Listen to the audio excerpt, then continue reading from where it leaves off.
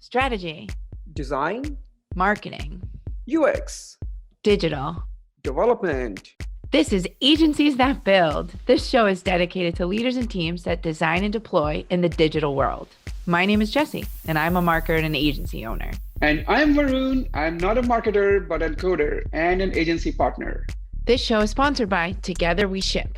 On a mission to help agencies grow. All right, here we go. Rock on. We're here. Varun, my friend, how are you? What's up? I am great. How are you doing? Who do we have today?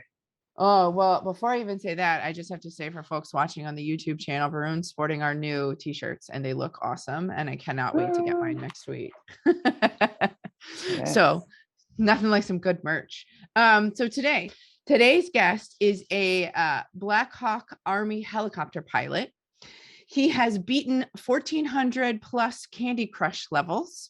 He's a fan of the Oxford comma, saying more with less. He recently published the largest independent RV magazine in the world, iHeartRVing.com, and we will get into that as part of our conversation today. He is the CMO of Very Real Help, which is another business that we'll get into a little bit later today. He is the founder, CEO, and chief strategist of Alpha Echo Agency, Marc Acton. Welcome to the podcast. Thanks for having me. And where do I get one of those t-shirts, by the way? We'll hook you up. Really should be, yeah. Well, I want to talk about Candy Crush. Well, I haven't been 1,400 levels myself. We're not going to go there today because, I feel like people can send you a little message after the fact if you want to talk about that. But it's an impressive score, my friend. It is. Well, we start off the show every show with a myth that you would like to bust, some sort of bogus strategy, misconception that you'd like to set the record straight on. So what do you got today? I know you've got a couple that you wanted to share, but let's start with one for today. Yeah, I think my biggest one is the myth that agencies can't work for themselves. And what do you mean by that? Be more specific. Yeah, let's unpack it a little bit. Agencies are built around service, right? Client service, servicing clients' needs, and it's a service industry, obviously. But the reality is, so many of our agencies are curating all this wonderful talent, right? From design, copy, strategy, etc. And we believe at Alpha Echo Agency that there's no reason that we can't take that creative engine, which we call it, and then apply it to our own stuff. It's so many of us started out by going freelance, probably. I feel like that's probably like something that a lot of agency owners share, is the idea of like striking out on your own, right? And it's that same idea of, why should I, as an exceptional creative, I'm an amazing copywriter, and I'm working day to day at somebody else's job, and I'm making them all this money, right? And so many of us leave the corporate world for that very reason, and then we go to an agency. We start an agency as a founder, and then we sort of lose that idea of not just we think it's enough to like work for ourselves from a corporate standpoint, but then we just recreate the mouse wheel. Where we're spinning our wheels for all of these other folks, and we're not generating wealth and generating revenue for ourselves. We're only generating revenue for our clients. So help me understand a little bit. So I understand when you say, well, the services that you're offering, that the work that you are doing for the client, that is in turn helping you increase the revenue. When you say they can't do it for themselves, or they can do it for themselves, what do you mean? Like, what type of services, what type of work that you would want to do, or agencies don't think that they can do for themselves? Yeah, so it really could be applied to so many different things. Alpha Echo Agency is like pretty full service agency, right? So we do kind of soup to nuts marketing. And the idea collectively is that we're going to provide client A a service, and then that's going to build a product for them that has X amount of revenue. And the amount of revenue that they get from it is a bigger portion, and then we're going to get kind of paid by the hour for our work, right? Right. Well, what we're saying is, if we have this creative engine that's capable of selling stuff, I mean, selling widgets, we can sell widgets for people. You can either sell widgets for other people where they get 80% of the revenue and we get 20% of the revenue, or you could sell widgets for yourself and make 100% of the revenue. I mean, we're really talking about profit versus revenue, but that's kind of the concept, is like, marketing is so valuable, like, and we all know that inherently, but we just don't like kind of apply it to our own stuff. I think I agree. Oh, sorry. You go. I just want to say, I think I agree with the thought that every agency owner has somewhere in their head, in their planning, in a big plan, big scheme, that they want to be a product company. They want to build their own products or their own things. So is that what you meant when you are referring to that they can build for themselves? I just want to make sure that I get it correctly. Yeah, I think it can look like a couple different things. So it's kind of twofold. There are two ways to accomplish this. One is to create your own product, like you said, Varun, is let's create a new widget, and it'll be our widget, and we'll sell our widgets. The other model is sort of revenue share or partner based. There's an agency in Nashville called Dev Digital. They're kind of friends of ours, acquaintances of ours, and they sort of follow that model. I think both of them are viable, and really the ultimate goal here is like shorten the loop between the work that we're doing and the benefit of it. So I think every agency, big or small, can relate to the idea that you put this work out into the world and some of it just gets screwed up, man. Like, we love every one of our clients, but I think, in the creative industry, across in every avenue of the creative industry, there's like some aspect of, we want to be able to have the maximum influence on our work, right? I mean, again, that's like why many of us went freelance, because we want to have that autonomy. What I'm saying is you could apply that same principle to the agency that you would apply to yourself as well. Let me follow that up then with the question I was going to ask you a minute ago. Is it a matter of priority? Is it a matter of, I find that to be places that I've worked, or run, or any of the above, it's always we reference the cobbler kid's shoes metaphor quite frequently, where they're always making beautiful shoes. Cobblers are always fixing and making beautiful shoes for everybody else, but their children have crap. They have the worst shoes on the block, for example. And so, early in my career, I worked for an agency. It was a teeny tiny interactive agency. And it was interesting because we had a sister company. We all sat in the same office, and we would try stuff out for our sister company. It was a brand. We were promoting, cooking videos and how-to cooking videos. And we would try stuff out for them that would, promote that brand and learn how to do it. And we'd be able to sell it to our clients. We never promoted our agency. We never used those skills to be able to. So how have you found to get over that? Like, how do you guys prioritize that internally, whether it be the widget or the product or the, even Great just question. The marketing of it? Great question. I use the phrase, plumbers have the worst toilets. Oh, I like that one better. The same idea. I mean, I think ultimately it's like absolutely priority. And the problem with sort of applying yourself to your own marketing is that it's the link between revenue generation is farther. Like, there's a farther distance between revenue generation when you're working on your own marketing.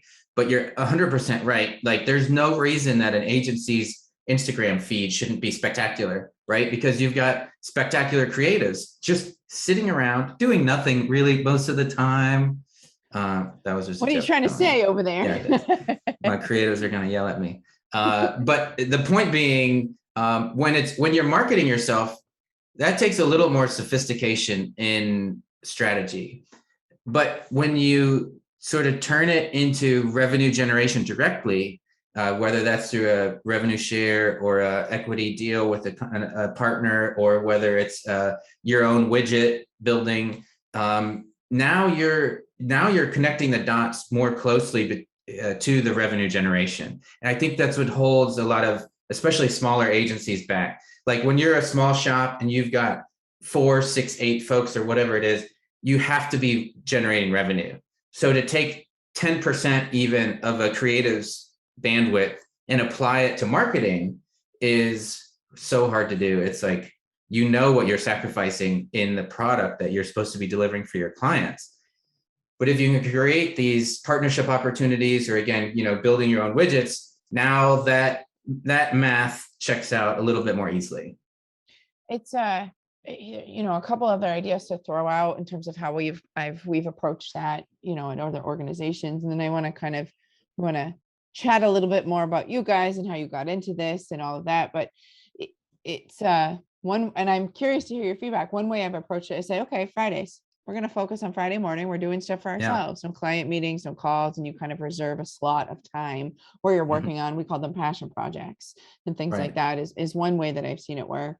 Another way to be able to do that, and this depending on workloads and clients is sometimes work or sometimes doesn't. And I'd be curious to hear both of your feedback on this is, we have it's cross-functional training in terms of like, if I have a copywriter who really wants to learn design, I'm just using that as a basic example, or a copywriter who wants to learn to do some coding, say, okay, great. You still have to do your job. I'm going to pay you to do your full-time job. In some of your free time, why don't you, and do this cross training, this coaching, we'll find some time in your day to be able to dedicate it. It doesn't negate the work that still needs to get done. But from a career perspective, I'm happy to help and facilitate and let you leverage what's going on internally to be able to grow, which then can benefit the organization, because usually you're having them do work for you, not client facing. Have you tried either of those approaches? And the reason I bring up the training piece is I think with the Great Resignation, that's an important component for all of us, is how do you, there's a retention model in there. Yeah, I've been looking at that Great Resignation concept really closely too. And I think it's probably going to be transformational in the business world. To answer your question, I think if your efforts aren't tied to compensation or employee success metrics, then they're going to fail miserably, because the number of folks, we have, I love all of our employees, of course, equally in their own way, just like children. But the reality of people, just from a human nature standpoint, is like the number of people who are so inherently driven or internally driven, internally motivated, that are going to reach, Jesse, for that sort of aspirational idea of that professional advancement is, maybe half or less, let's say. But if you can structure the environment in which they can grow, in which they can explore those things in a way that aligns with both company goals and personal goals. That's what we're talking about here, is like aligning those two things. That's transformational. So you're hitting on really one of the really like ancillary benefits that might even be more important, or like more transformational for our business, which is if we, on our projects. So I'll give you a specific example. For us, you mentioned the magazine we started. So in June, we launched I Heart RVing magazine, and it's the largest independent RV publication in the country. We're exceptionally proud of it. And what it does is it gives those employees an outlet to do professional advancement, to try new things, to grow their skill set, but on a project that we treat like a client. So there's no disparity between our I Heart RVing projects and our traditional client projects. But what that sneaky benefit is, and what I hope is that providing benefit that is providing to our employees, is that what is it called, the great quit, the resignation. The Great Resignation. What I'm expecting is that our folks are really feeling agency around it, so to speak. They're feeling like their work isn't being filtered through a client. They're able to produce work that goes straight to market without being fiddled with by people who are less qualified than they are. So it gives them this thing that they can have both, physical, logistic, operational, but also emotional ownership of. That when we bring iHeart RVing to market, that's like them, man. It's like their copywriting went straight through. Like, when I was a copywriter by trade. So like, have you ever written like a great line and you're like, the client's never going to go for this? Yeah, totally. All the time. Yeah, but you write it anyway. Well, with the magazine, it gets to market because we don't have that sort of, bullshit filter of, you got to please this person in order to get stuff. So it's a little more filtered, and it gives them that emotional ownership of stuff. It's like my sister company example. Like we could build and try and see and do and be like, oh, okay, that works. Oh, it's like a soup to nuts ownership of the entire process. And then the payoff of like, what are the results? I feel like that's something. And we actually haven't talked a lot about, results and measurement and all of that on the podcast with agencies in particular. But that actually leads me to one more question for you. Well, we have a lot more questions. We're just at the beginning of our conversation. Perfect. But you said something that caught my attention around employee success metrics. And so I want to go back to that for a quick minute. That's not something that we've talked about on the podcast as well, but you bring it up. So I'm going to ask you, would you be able to provide like, again, I know what that is, but for our audience, either listening or watching, just, in your mind, Mark, define what that is and kind of walk us. Do you have them internally? Do you set them? What does that look like? Can you kind of give us a little bit of a picture and we can talk about that for a minute? For sure. And especially as it relates to agency growth. I mean, it's a really important question because in the early days, if you've got a shop of 4 folks, it's really easy to like, look over there and say, what's he doing? Look over there. What's she doing? And it's all successful. But like, you fill the room back here up with team members and they're all working disparate projects. Now it becomes a little more challenging. Well, even remote, like let's relate it to kind of the real world happening right now. Like, if your people are sitting across the planet, you can't you have to like, they have to opt in to talk to you. Right. Do you want to join a Zoom? Yes or no? One of the things that we do is really closely tie in employee responsibilities with success, like praise. So, for example, if we've got in the traditional model, all the people at the top make all the decisions. Right. And, a copywriter might produce some copy, but then the VP or the director of what such and such makes the final decisions. So we're tying those, we're enabling the people who are doing the actual work, number one, to make the decisions ultimately. So we have a roundtable kind of a collaboration style at Alpha Echo. But if it comes down to a question of a copy line, and our creative director says, well, I think I would like it to go more this way. And the person who wrote the copy says, well, here's why I decided this. Those two things being equal, we're actually going to go with the copywriter because his success, like his job is going to succeed or fail based on his work, right? But so often the VP or the director of such and such is changing the work. But then we're still holding the people who produce the work accountable for the success of it. So like there's a huge disparity in, the bigger the agency, the more this disparity comes in. But we used to have a term called fear rate. It's an acronym.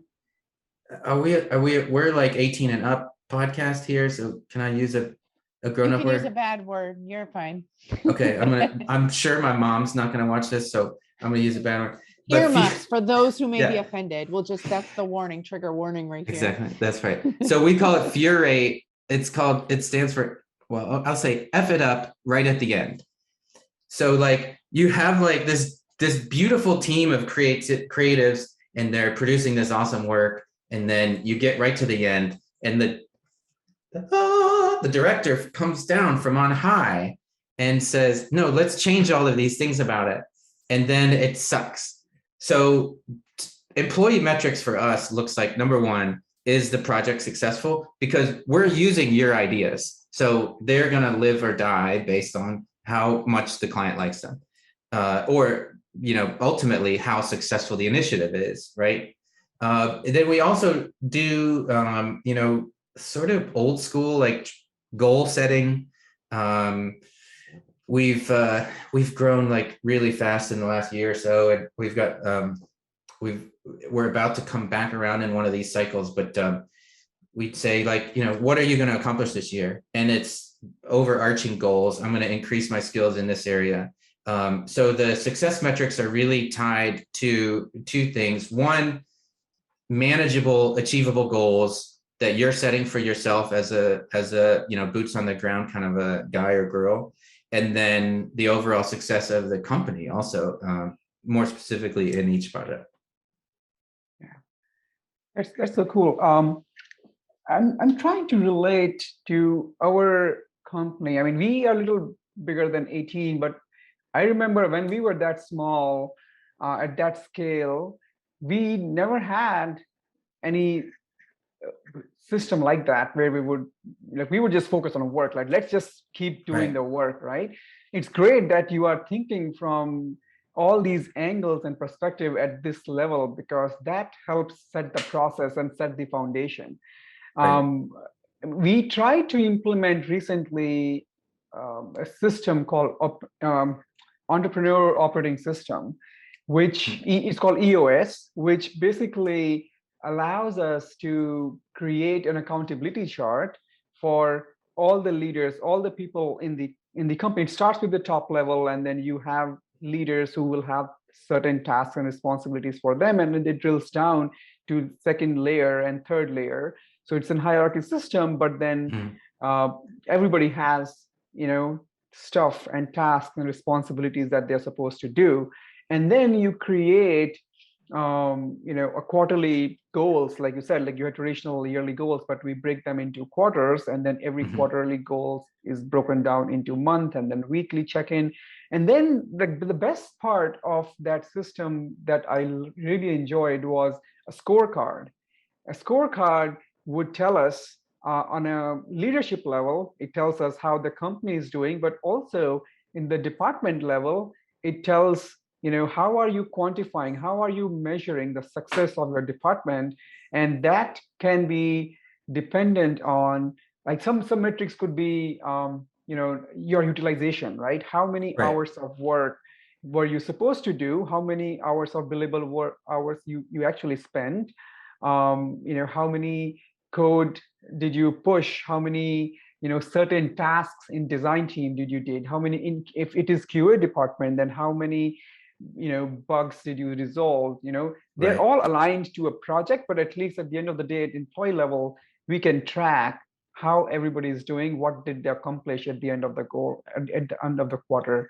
So that was pretty interesting to implement. I wouldn't say that we successfully implemented that company-wide, because we had some cultural issues, and it's little, we had certain challenges, but I really enjoyed the way the thought process goes behind it. And for I think it's a great system for 50 to 100 people, or maybe less than 100 people.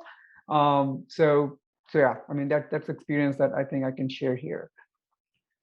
Yeah, I love that. I think the key to those systems, I mean, ultimately, it's like the system is only as good as the execution, right? True. I would say, from my perspective, there's two things that make a system like that successful. Number one is, are people actually looking at it? Like, that's the value of the system, is that it gives you a way to quantify the numbers. But what so often happens with those systems is, like, you forget to bring them up at the the weekly meeting or whatever. And it's sort of like, I mentioned previously in some of our talking that a client will never be more excited about your work than you are excited about your work. Similarly, an employee will never care more about a metric than you care about a metric. So, like, I think, like, as sort of owners or, founder operators of the agency world, even managers, mid-level, high-level managers, we want to just release these metrics to the world and trust that the employees will give a crap about them. But if we're not actively bringing them up, then they're not going to succeed. And then the other thing, piece to that success in those system rollouts is like, if you make it punitive, you're almost assured of not having success. But if you can use it, so like all of those metrics, if you can use it as a positive reinforcement versus like, well, your scorecard is bad. Telling somebody their scorecard is bad is like, demoralizing, but You celebrate. suck. Exactly. Yeah. But celebrating that and creating that culture where positive reinforcement is sandwiched with the, honest feedback is the key. Absolutely, absolutely. Totally agree. Well, let's switch gears a little bit. Tell us about how you got into this business. Like, why did you start agency? I mean, we know that you're a veteran. So flying helicopters and suddenly running an agency. What happened? Yeah, I think two things happened. One was like, I got tired of making money for other people. Again, I think that's probably a pretty common. Isn't that one of the reasons we all kind of do this? Absolutely, yeah. And so I have a just an amazing business partner. His name's also Marc, by the way. We have another Marc, so we have 3 Marcs in our relatively small team. But I have an exceptional business partner who is sort of the yin to my yang, kind of he does development and design. I do copy and strategy. We started working very closely together and just having some really big success. And the question was, why, like, maybe it should just keep being a couple dudes that are good at what they do. And we can keep picking up bigger projects. But building the agency really came about because we were passionate about developing the positive work environment that we wished we had. I mean, the reality is like so many agencies suck to work for in a lot of different ways, and you've got good people there, but I haven't talked to a lot of people that are like, yeah, I love the agencies that I've worked for. It's more like I like the clients, or I love the work. That's usually what it is. Like, I love working in this environment. It's challenging, et cetera, et cetera. But we collectively had not experienced a positive work environment, and we knew we knew it could happen. And so we started Alpha Echo Agency really to build this positive work environment, because work is important. Like, family comes first, 100%. But it's not like it's not an all or nothing thing. It's not like family is everything and work is nothing. So like a large part of your work or your life as a human, your human existence is built around your work experience. And we just weren't finding that environment that we knew could be positive in people's lives. So that's what we wanted to build. And that required adding team members and, building that sort of collaboration and the table that everybody's around and all that stuff. So when you started, so you wanted to work for yourself. That was the motivation behind starting it. But when you started, so starting a business is not easy, right? I mean, it's hard. Like, how did you, like, what convinced you now is the time to start the business? This is who are we going to serve? This is the type of service we are going to sell, and these are our customers. Like, how like, help us understand. You make that like, decision. Yeah. I had again, like many people probably experience, I had kind of a champion in my corner. He's also a business partner in Alpha Echo. As a matter of fact, Alpha Echo is the name Alpha Echo is based on it's called the phonetic alphabet. You might know from like nautical, like, old school boat stuff, but it's in the Army as well. So Alpha, Bravo, Charlie, Delta, et cetera, et cetera. So Alpha is for Acton, Marc Acton, Alpha, which makes me, the literal and figurative alpha of the company. And Echo is for Elmquist. So I had a very close friend who was really encouraging me along those lines. He was involved in a number of businesses himself, and so he was able to sort of toss us a few clients early on. And that was one of the big things, just having that champion in my corner. So, for either young agency founders or want to be founders. I would say that was one of the sort of critical aspects of my that decision, was like having somebody saying, you can do this. Yeah. And I understand that you started working and focusing on startups in the beginning. Yeah. So what was the idea behind going after startups? How did that go? And where are you now? We're still trying to figure that specific question out. I'll tell you, it was an easy decision in the beginning, because as I mentioned, our third partner, Mark, the other Mark with a K, design and development, and copy and strategy, and so between the two of us, we had a huge range of skill sets. And as you know, if you've worked with startups, they need all of them, and they need it for pennies on the dollar. And so we were like perfectly poised for that industry. We got a couple startup clients, and we just kind of knocked it out of the park with them, and they referred us to a couple other startups. The really interesting thing is, as we've grown, that thing that they need, which is efficiency, low budgets with maximum output. As we grow, there are just more things that, more overhead and more things we have to pay for. So we're kind of at a point where we're examining how can we best still service those startup needs.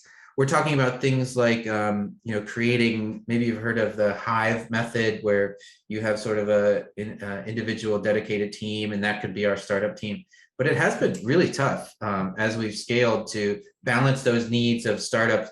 We also have sort of enterprise level clients where, publicly traded companies, and their budgets are maybe even tenfold what a startup's is. So juggling that has been tough.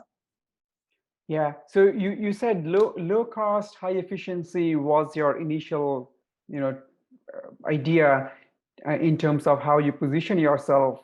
But and then slowly you graduated from that, and you are now working with enterprise clients as well.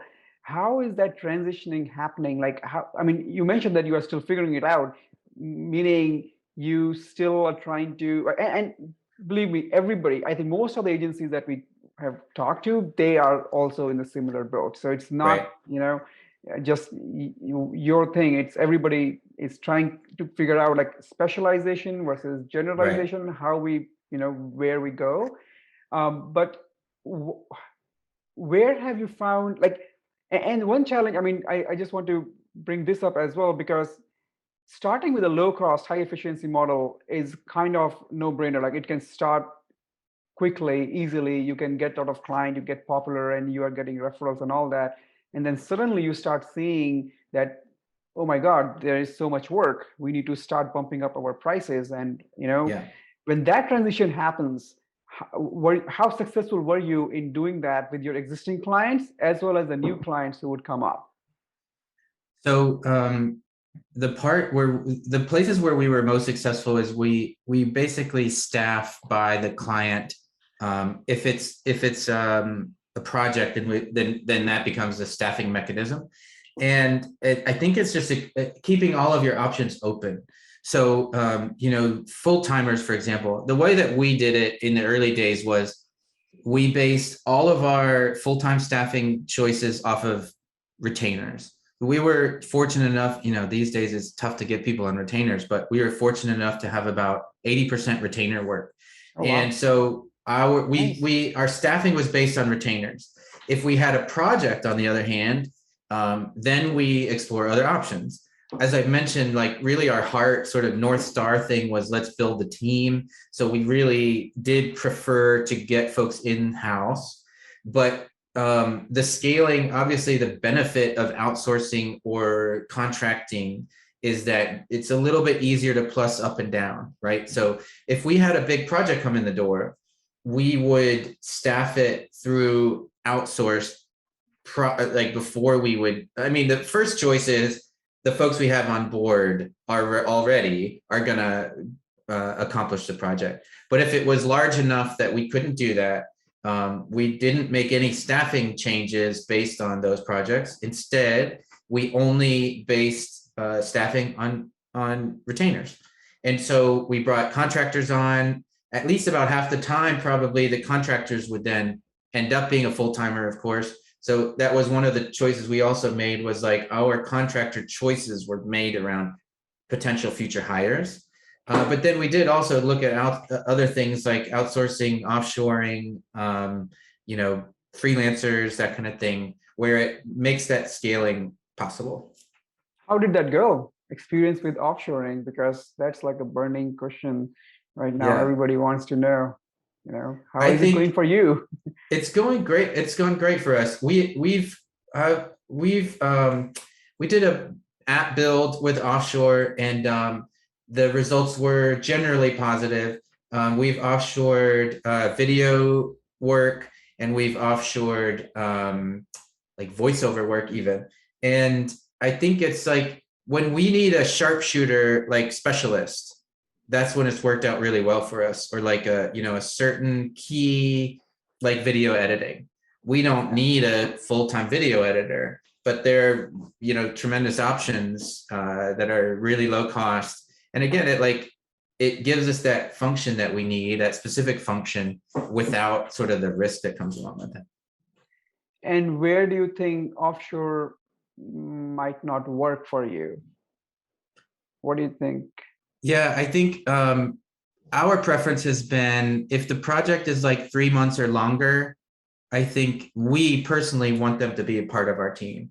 Again, that's part cultural, like, because we just like that. I mean, that's one of the things we're passionate about, but it's also functional in that I want my director of development to be steering those long-term projects.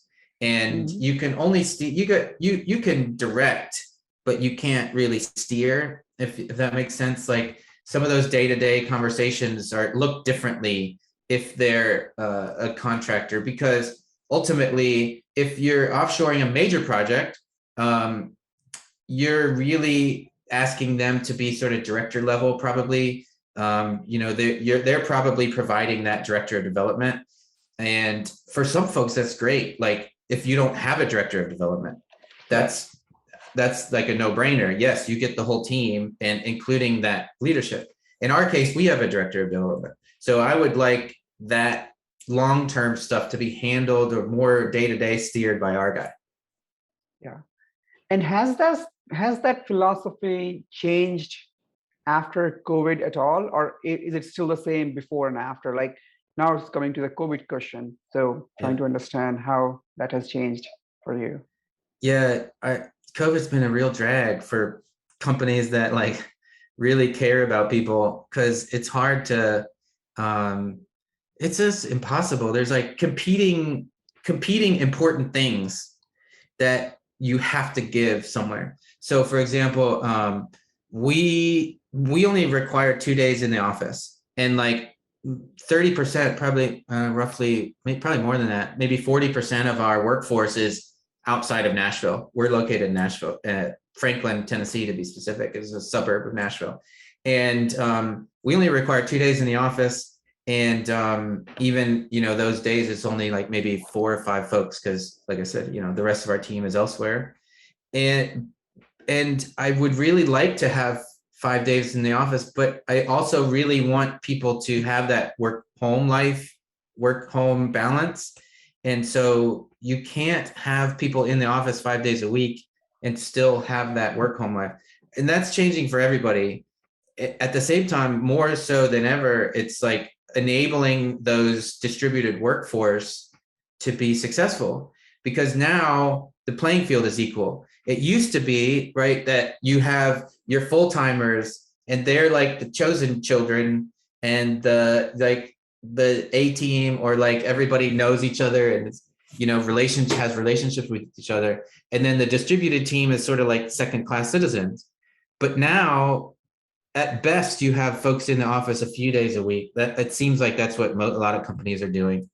And you're putting your offshore teams, you're putting your contractors sort of on a level playing field, where that distributed, those pain points are the same for everybody, no matter what sort of status they're in. Right.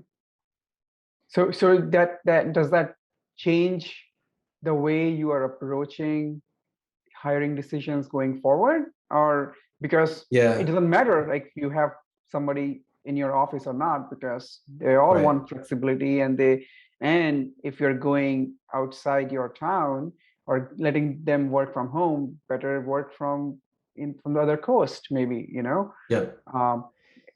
So It's actually, for us in Nashville, and probably worse I can't imagine having a company 5 years ago in the Bay Area where you got to pay everybody 6 figures and up just to be a regular schmo.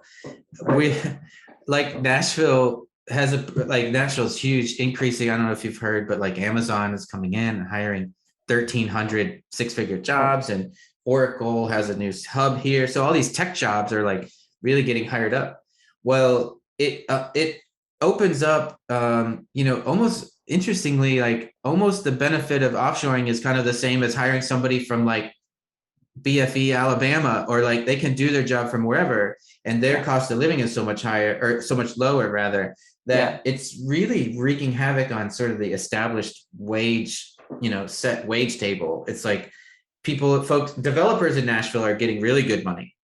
But the distributed workforce allows me to kind of go outside the Nashville budget, or the Nashville area for sure, and changes my budget a little bit.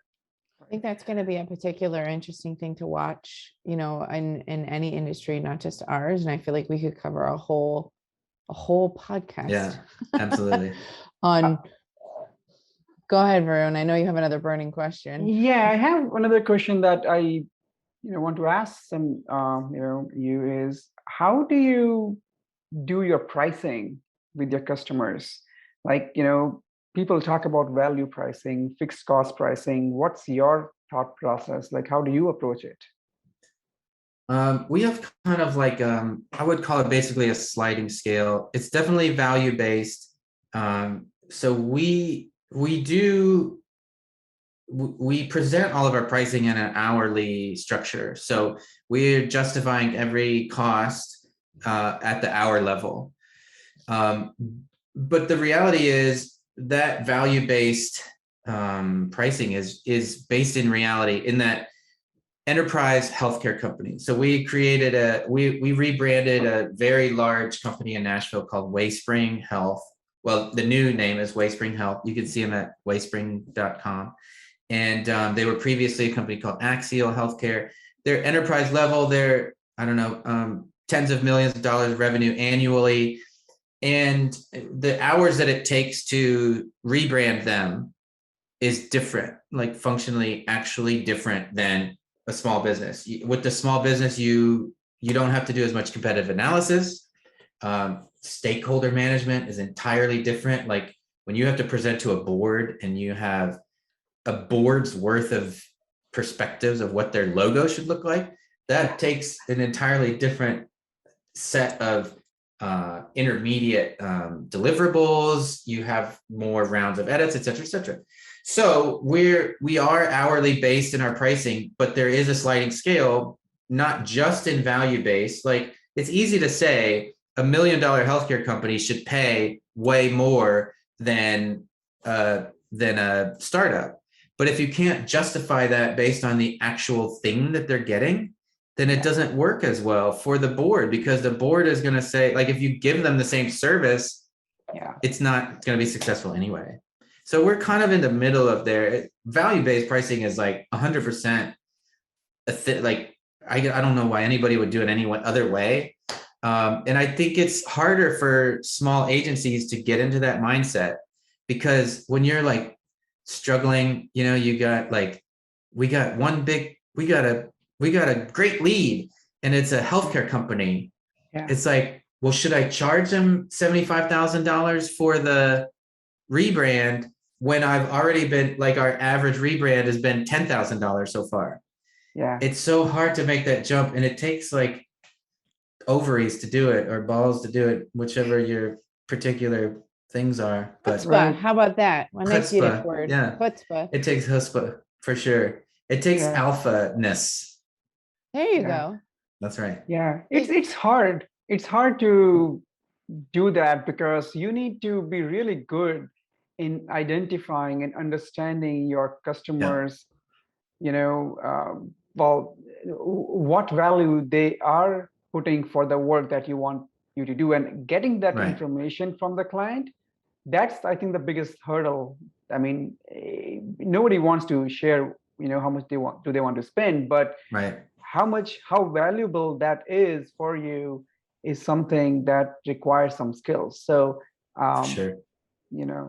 So I agree. I mean, you need a good jump on getting that model. So I would say there's two principles that we follow.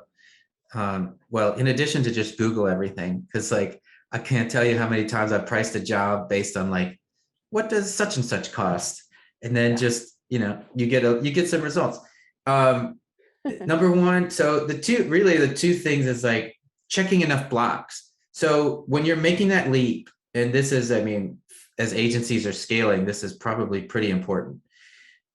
You don't have to check as many blocks for a small mom and pop that you do for an enterprise level healthcare company. So mom and pop company likes Varun. They'd say, oh, Varun has an agency that does marketing. Would you like to do our website? You say yes. And that's mostly the end of it. Like you got to do a proposal, blah, blah, blah. But when you're going to the enterprise level, you have to, your presentation has to look perfect. Your website has to say, when people, if you go to alphaechoagency.com, you'll see a fairly simple website. Like it's stripped down, it's minimalist, very much so. It's a couple pages, but what it does is it says the director of marketing is going to be convincing the VP of marketing that they want to pick Varun's agency. And so they say, we'd like to use, what's the name of your company? Together. We'd like to use Together to do our website. So they send it up their chain of command to their VP, right? So what's the VP going to do? He's going to Google you. So he gets to Together's website. What he needs to see is, does this company look like the kind of company that does our level of shit? Like, do they have the chops? Do they have the team? Have they done anything like this before?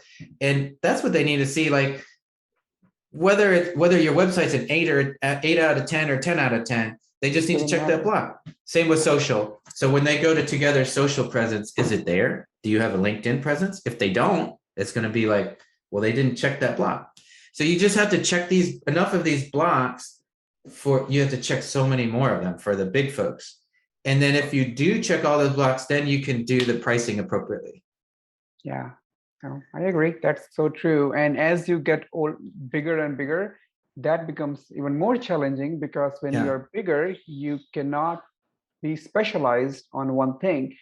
Then you are offering so many things, and you are going after so many clients and industries. And then to your point, when you're sending your website to a client in healthcare, they are looking for you on their website about healthcare work. But then you also want to serve the education industry because you have the skill set, you have the team. How do you address that? Then you need to be, more goes back to the original conversation that we had, which is how do you spend time on your own brand, to the myth. It's making sure that you're servicing the folks that you want to attract and bring in. Or just make it all up. Just kidding. Just manufacture everything. Just make your own. Turns out you could just make your own marketing stuff and just say, but are you? I think it boils down to like, are you enterprise level? Like we don't have to service every industry in order to say like, to check that block for them. That's the tact that we've taken. We've done, some healthcare stuff, and there are a few industries like healthcare where if you know about HIPAA and you know about FDA requirements, you're going to have a leg up. If you get in one time, you're in. But ultimately, I think, again, like as we're scaling our agencies, as smaller folks are going after the bigger fish don't necessarily need to know that you've caught their particular brand of fish before. They just want to know that you're capable of it. And one of the ways that they see that is like, they've landed this other type of fish and they're just as big as we are. I think that's the sort of minimum success criteria for that. As we are talking about customers, I'm curious to know what's that one thing that drives you crazy that your clients do, right? What frustrates you the most with the clients? I'm gonna say the curse of knowledge. That's like a pretty well-established principle. I think that's a cognitive bias or something is the technical term for it. But we had a recent client that we did a video project for them, and it was a decent sized video project. And I thought it was looking really good, like, maybe a 7 out of 10 in the editing cycle. And I thought with a few changes, it could have gotten probably to 8 out of 10, which is pretty good. I was pretty happy with it. And they were like, they wanted to just can it. And I was like, let's dive into this a little bit, because this is not computing for me. And it turned out, in the conversation, that we shot it in their workshop, essentially, because they didn't want to go for a big, their budget was small, like startups do. And they didn't want to get the studio space with the nice site wall to have this pristine environment. So we shot it in their environment, or their workshop, which I felt like it had this really like gritty, I mean, gritty is overstating it, but like functional feel to it. Like authenticity. There's like an exactly. authenticness It was to an authentic, this is where we make the stuff, right? which is on brand for what people are consuming these days. Yeah. I got that's you. what I got thought. you. That's what I thought. It turns out there were some holes on the wall, and they had a 3D printer over here. And it's kind of like, I don't want to throw my wife under the bus. Maybe she'll watch this too, but I don't think she would be angry if I said it's sort of like when she looks at a photo of herself and she's like, but this little blemish, or this little, my hair was out of the thing, or like, and I'm like, nobody's looking at that. Like, but you have this curse of knowledge that you bring all of your luggage, your baggage with you, and clients do that. And it's so many times it's their detriment. I think, it's like the trust level would be so much more positive. Like that's where that trust level comes in. If you build that relationship with them, with this particular client, I do have a really good relationship. I get along great with them. I believe that they trust me as the expert. And I said, guys, and I gave them the same analogy. I was like, I think this is what's happening. Ultimately, I don't think that they're going to love it. And so I think we probably will end up, but not axing, but sort of shifting focus. But the point being, like, that's the thing. It just happens over and over again so often. And again, not because it's a pain point for us, it's really more of a detriment to the overall product for them. Creative is such a creative work like that is such an animal, because you're dealing people, you don't realize how emotional the decisions are. You can be as rational as you want, you can plan, you can get approvals, but they're still going to come in and have an emotional reaction to whatever it is you're showing them, whether it be copy or visuals or the combination of both. It's talking to a lot of agency owners and off in the podcast and outside, that world. It's the best metaphor I have to explain that phenomenon too is like when you're redoing a website for somebody. So I've run marketing teams at larger organizations, and when you're head of running and building a new website, everybody's an opinion. Everybody comes by, they want to see, show me what you're working on, show me what you're doing. So I used a trick.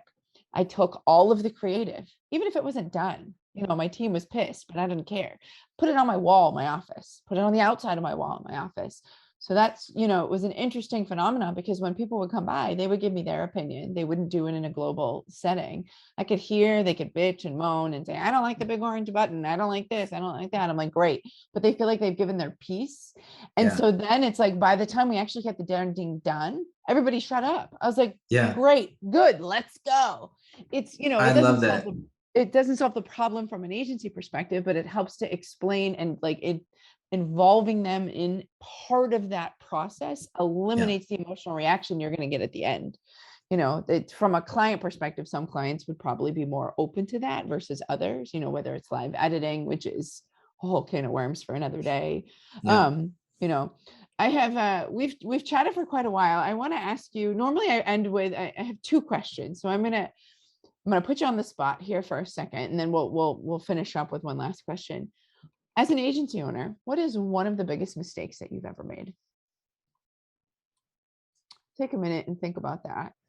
Yeah, I think I would tie this into one of the other myths that I would propose. The myth being the mistake that I made, which was believing that the great work would speak for itself.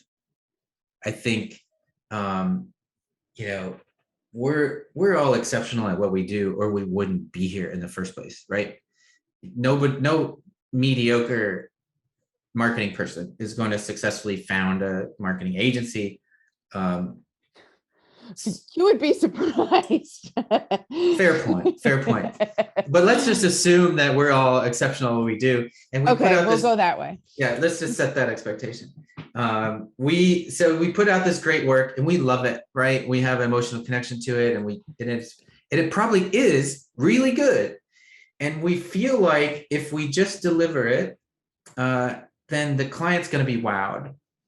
Jesse, you hit on one of the areas where we sort of address this, which is giving them feedback. Like we know what right looks like, right? Collectively, and that's for sure. And so we give them something that looks right, and we assume that they will recognize how right it is.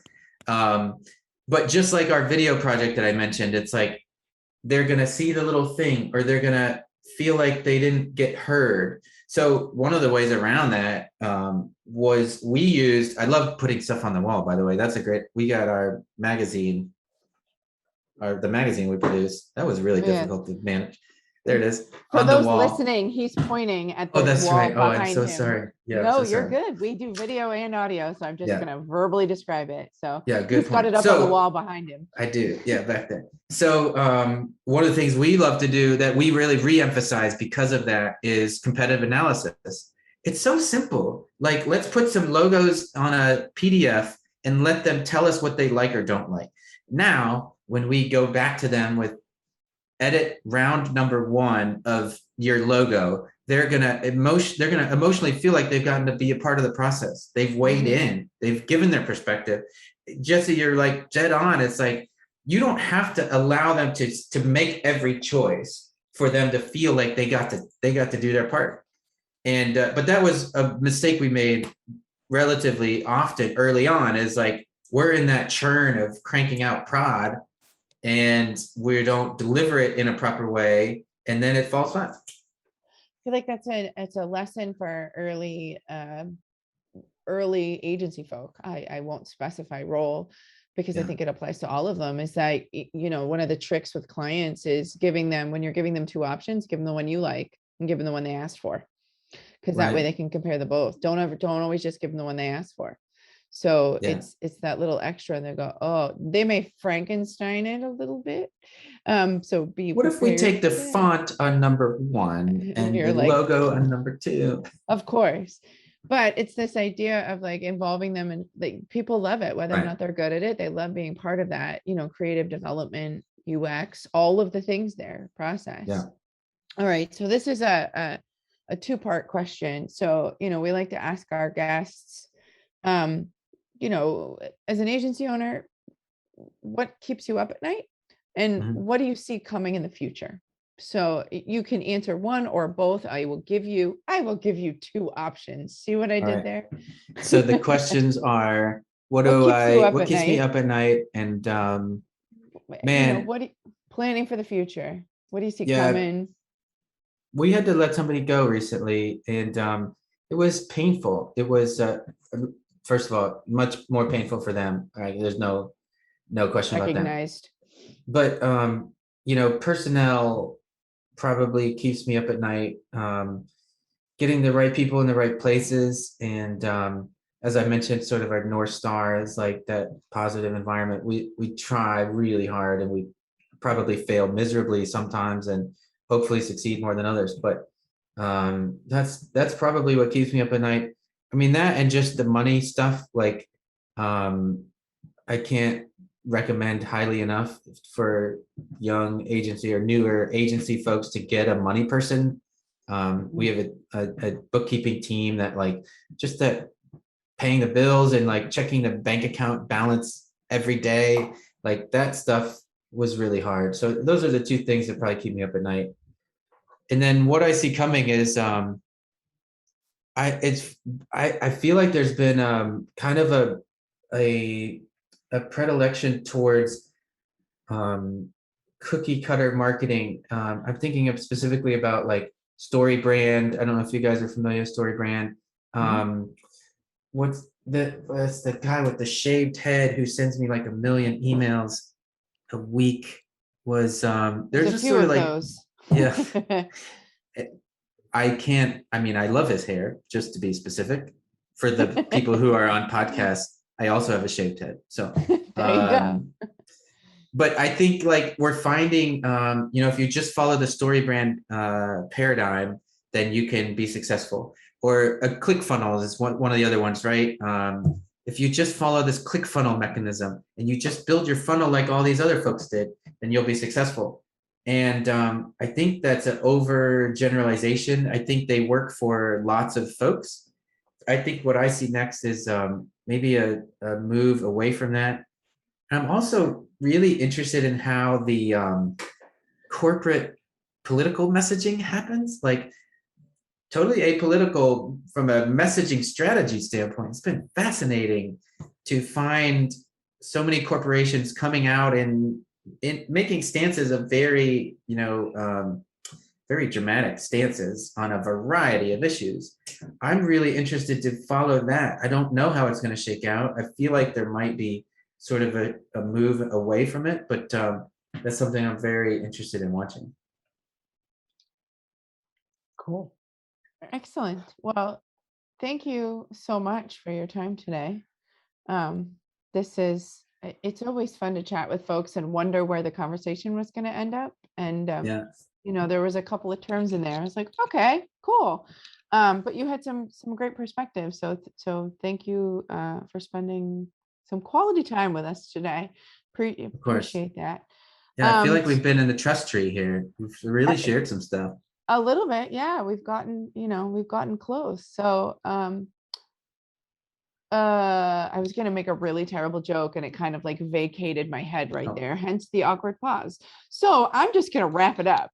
So where people can find you on the internet is on LinkedIn is under yourself, Ask Acton, under Instagram for your agency, Alpha Echo Agency, your company website, alphaechoagency.com, your company LinkedIn as well. And then I'll also plug iHeartRVing.com. Also, you can find you guys there too. So thank you so much. So that's it, everyone. If you learned something today or laughed, tell somebody about the podcast. See you next time. Thanks for listening. Find our other episodes on agencies.build.com. Plus, we're listed anywhere you find your favorite podcast.